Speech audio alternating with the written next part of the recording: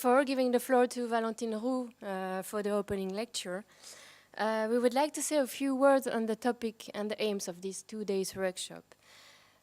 With this workshop, Technology in Crisis, we would like to address the social and the cultural aspects of technological change in pottery production in the specific context of periods of trouble.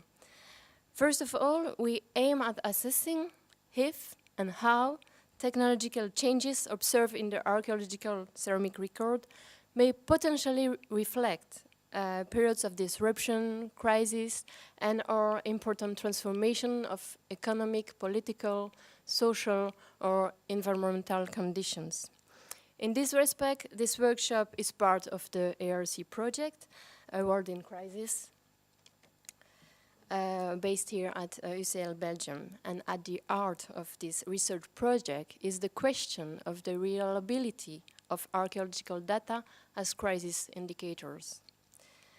Mainly, and since we are not only archaeologists in this room, but also anthropologists, in discussing various types of data, approaches, and contexts, we would like to invite you to reflect on two main issues that we feel are particularly important when addressing the question of technological changes in period of social trouble on the basis of our archaeological data.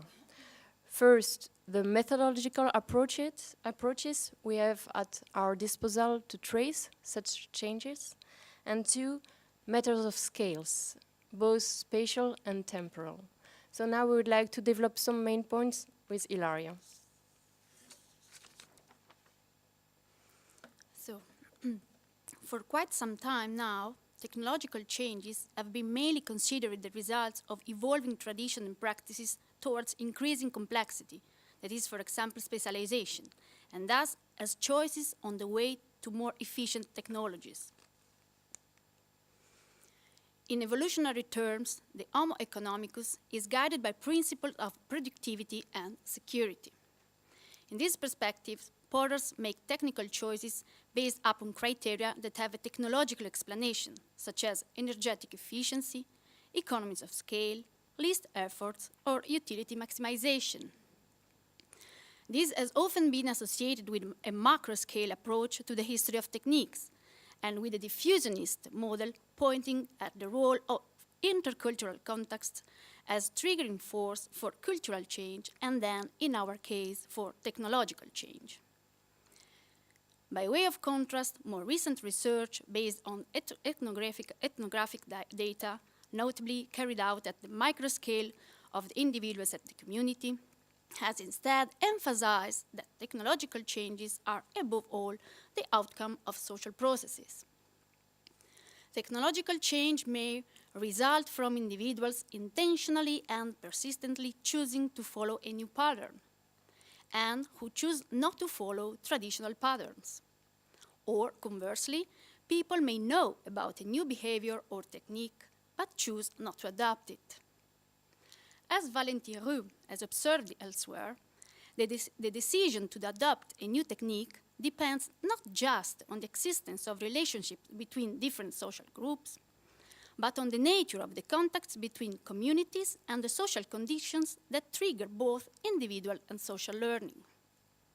Finally, and most importantly for our discussion, in those instances where new techniques and practices do spread, they may follow different trajectories, as we will see in a minute. In other words, and a fortiori in prehistoric or traditional societies, a close relationship exists between any utilitarian craft product and its social milieu. This implies that much attention should be given to the social context that encourage or discourage change. This said, because of the conservative character of traditions of pottery production, and especially shaping techniques, but also the diversified context of production between distinct social groups, technological changes are particularly difficult to trace in the archaeological ceramic record, and even more difficult to interpret. In the words of Olivier Gosselin, who advocates for a dynamic approach to both transmission and appropriation processes in pottery practices, I quote, There exists an inherent tension between a desire to maintain and reproduce the link with those from whom the knowledge was initially acquired, and the unavoidable adjustments imposed by the social and economic context within which individuals carry the craft throughout their life trajectory.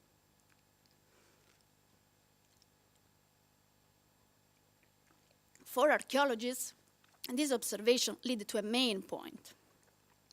Considering that technical choices are not only driven by rational choices, but also by specific social trajectories, it is a matter of context to understand how and under which conditions changes in ceramic technological practices occur. Consequently, with what degree of precision may we approach the social and technological context of production of well-defined cultural groups on the basis of our archaeological data? This question forces us to address the matter of scales in our inquiry. In a recent paper by Karl Knappet and Sander van der Loof on a developmental approach to ancient innovation, the authors started with the observation that archaeology is uniquely placed to observe some of the most profound sociocultural changes in humanity's deep history, being able to assemble macro-scale data which eventually bring to light very widespread changes. As they put it, these profound macro-scale transformations are ultimately all closely related to micro-scale practices too, as individuals alter their daily routines, making subtle changes, the consequences of which they could hardly have foreseen. Advocating the challenge of articulating these seemingly quite separate scales, they argue for the need of a mesoscale approach to archaeological data, which, in the particular case of pottery traditions and technological change, may mobilize the concept of communities of practices. This approach supports that learning takes place in and is deeply connected to specific social settings. This way, it prompts us to consider the transmission processes and potting practices from a dynamic perspective, but also infers that skill and knowledge acquisition go along with the development of group identity, since, through the process of learning, one increases his or her integration in a community. This approach can eventually help archaeologists to think across different scales, from the microscale of potting practices to the macroscale of cultural evolution. This perspective invites us to address the following issue. If promoting a mesoscale approach to archaeological data enables a fuller understanding of the very different trajectories of technological changes in ancient societies, we strongly invite you to pay attention to the method used in the various works presented during these 2 days, to outline or characterize communities of practices, that is, understanding technical tradition as both an individual and a social process.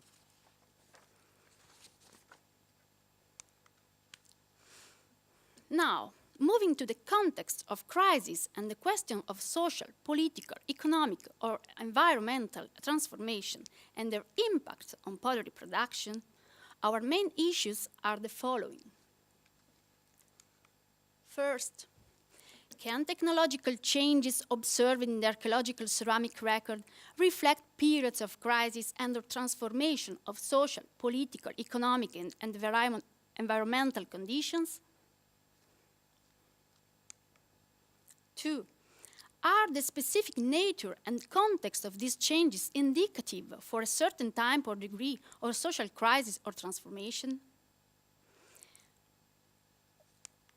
It may be assumed that a period of unrest or social upheaval has a negative impact on the modes of pottery production distribution.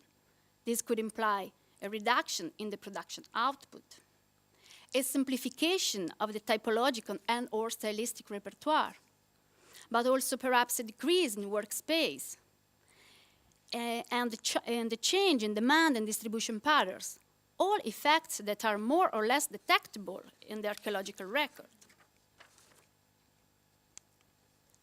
And what about significant transformation of technological practices?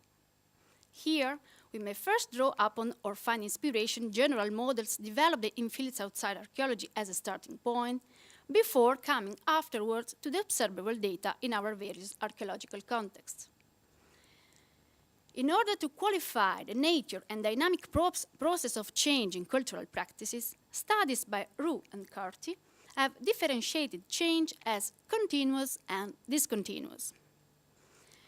These may be transposed to technological practices, so that a technological change can be defined as continuous or discontinuous process. Confronted with archaeological data and context, this distinction may ultimately help us to dissociate different degrees of transformation in social systems and to define at best how deeply social structures may have been affected by disruptive events. A change is said continuous when it concerns one technical trait and when there is a continuous social learning between generations and among peers. This signals circumstantial events occurring at the level of middle or short-term history. For example, the borrowing and adoption of a more efficient exogenous instrument within a socially homogeneous context. On the contrary, a change is discontinuous when there is a complete cessation of transmission. The change concerns the entire technical system. This includes a complete arsenal of techniques, instruments, skills, knowledge, and representations. Such a major discontinuity is indicative of deep mutation which affect the societal structure of a population, as well as the long-term history, and which may reasonably be qualified as a crisis. In short, in characterizing discontinuous change in social and event-based terms, and the complete cessation of transmission in particular, two kinds of scenarios may occur. For each situation, we can suggest a corresponding crisis archaeological context, which may be a potential activator of a discontinuous technological change. So, a discontinuous technological change may occur, first, when the transmission units disappear and are replaced. In historical terms, this means that the population is replaced. In other words, in the case of invasion or migration, there is a potential for change. This is the case, for example, of the South Levant at the beginning of the second millennium BC, where ceramic assemblages, I quote Valentin Roux, are characterized by the combined arrival of new forms and the wheel coiling technique. This appears in the first phases and is so widely disseminated that it seemed to be adopted more or less instantly. This major discontinuous technological change is explained by Valentin Roux by the arrival of new groups from the north who were the main agents for the emergence of new settlements and the construction of monumental buildings. Second, discontinuous technological change may occur when the transmission units correspond to social or institutional components or structures which disappear. In this case, the disappearance of these components may trigger the emergence of new ones. For example, when there is a failure or collapse of a political system, there is a potential for change. This is the case of late Middle Bronze Age Crete, when Middle Minoan tree ceramic production at certain sites is characterized by poorly manufactured and less accurately decorated vases. This has been understood by Aledis van de Mortel as a consequence of the political economic instability after the destruction of the first Minoan palaces, at least at Festos and Malia. Assuming that in periods of crisis, unrest, instability, the occurrence of a discontinuous technological change is a possibility and also more probable than a continuous change, we would expect the introduction of new technological lineages which break with tradition. With the very topic of our workshop in mind, we think that the real challenge for archaeologists is first to properly assess the effective occurrence of a technological change within the ceramic assemblages. This involves an agreement of some empirical methods that have demonstrated their reliability in assessing the degree of technological change, and only then would be able to consider and interpret its possible causes. That means, does the technological change relate to local historical dynamics and then would rather correspond to continuous change? Or does it relate to a measured historical discontinuity? Again, Local contextual data combined with the fine-tuned stratigraphic resolution and issues of scale, considering intra and interregional comparison, are particularly significant here.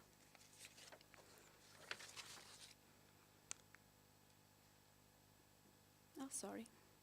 I forgot to show you this. So now, broadening our horizon of research to contemporary times, for 20th century America, historical literature also suggests that crisis periods are also periods of significant innovation. Two scholars in economics, Joel Mokyr and Naomi Lamoureux, have documented the rise of important innovations like incandescent light, the steam turbine, or the transformer precisely during the Long Depression. Economic historian Alexander Field even recognizes the 1930s as the most technological progressive decade of the 20th century. Current research on the economic and social crisis in the United States has shown that in the last years, American innovation has shifted and become more geographically concentrated. Places like Silicon Valley have seen a steady increase in innovation, while older industrial centers have declined significantly or stagnated. Moreover, American innovation has grown increasingly dependent on non-resident foreign inventors. Indeed, it seems that for the first time, the overall rate of American innovation has come to depend on foreign inventors. So that anything that might slow the immigration or inflow of foreign inventors or redirect their invention and patents would undoubtedly damage the rate of American innovation. So, these somewhat provocative observations, because of their obvious anachronistic component, prompt us, however, to address the following question. If discontinuous technological change is a phenomenon which breaks with tradition, may we hypothesize that this process is more easily or even mainly initiated or activated by people who are not rooted in one community's traditions? By people who don't know the traditional lineages of the community where they live, such as foreigners? But what do we mean by foreigners? They are people coming from abroad as immigrants, refugees, and invaders. But in broader terms, they can correspond to a specific social component with distinct cultural traits who live inside a broader community, but in a marginal way. Finally, and most importantly, they may also be a specific part of a community which doesn't know the aforementioned transmission units. In pottery technological terms, these could be recipes, clay sources, shaping techniques, because of various reasons that may be social, political, economic, but also simply geographical. The context of the East Mediterranean in the 13th century before Christ offers the best ground for the study of this specific issue of foreignness. In a general atmosphere of increasing socio-political unrest against the backdrop of long-standing and long-distance contacts of different sorts, this century saw the rise of a complex phenomenon, which progressively prompted the reconfiguration of different networks and the movements of social groups. In this particular framework, distinguishing local and non-locally produced ceramic objects in the archaeological record remains a continuing source of debate. In many instances, a given foreign tradition may be important to Area X, may be copied locally by Area X potters, or a group of foreign potters may reside in Area X and produce their native styles and tradition, all along with the continuation of local practices. Imitation, innovation, elaboration, material entanglement, or syncretism all play roles in these circumstances, but they are difficult to isolate archaeologically. Prudence rise are with that. There is always a lag between the occurrence of an event and the time when its impact is fully felt in various alterations to the accustomed pattern, which made her conclude that is thus virtually impossible to correlate ceramic changes one-to-one with significant political, economic, or religious events in a culture. Let's hope that the efforts emerging from the broad range of studies and approaches represented by the different people present in this room during these 2 days will allow us to elaborate on these starting points and challenge Rice's somewhat pessimistic conclusion. We want to thank our speakers and audience already, as well as the FNRS, Incal, SEMA, and our RC for making this meeting possible, and we hope you will enjoy your time with us. Thank you.